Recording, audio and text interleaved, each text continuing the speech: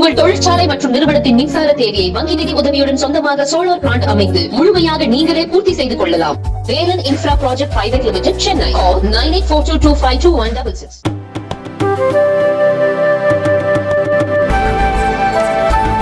பெண்களுக்கு எதிராக ஆபாச கருத்து தெரிவித்ததாக பாஜக மூத்த தலைவர் எச் ராஜா மீது பதியப்பட்ட வழக்கை ரத்து செய்ய சென்னை உயர்நீதிமன்றம் மறுத்துவிட்டது.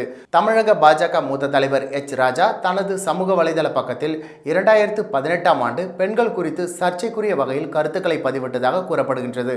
இது தொடர்பாக முன்னாள் அமைச்சர் அந்தியூர் செல்வராஜ் உட்பட திமுக நிர்வாகிகள் ஈரோடு மாவட்ட காவல்துறையில் அளித்த புகாரின் பேரில் ஈரோடு டவுன் காவல்துறை எச் ராஜா மீது பெண்களுக்கு எதிராக ஆபாசமாக பேசுதல், பொது அமைதியை சீர்குலைக்கும் நோக்கில் செயல்படுதல், கலவரத்தை ஏற்படுத்தும் நோக்கில் செயல்படுதல் உள்ளிட்ட சட்டப்பிரிவுகளின் கீழ் வழக்கு பதிவு செய்தது.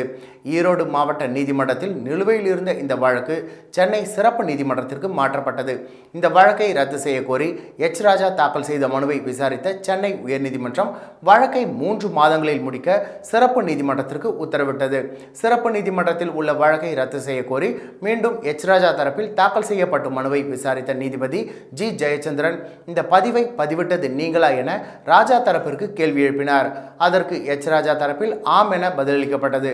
பின்னர் எச் ராஜாவிற்கு எதிரான வழக்கை ரத்து செய்ய மறுத்த நீதிபதி விசாரணையை சந்திக்க அறிவுறுத்தி மனுவை தள்ளுபடி செய்து உத்தரவிட்டார்.